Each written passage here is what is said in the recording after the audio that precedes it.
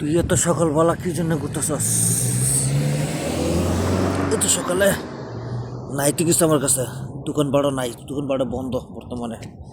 তোরা অনেক কী দিব বল, তুই যে আমার সাথে ঘুরছিস তোকে কী দিব?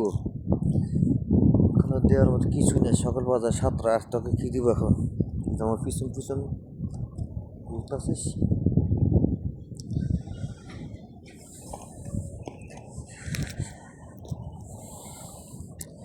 কি ঠান্ডা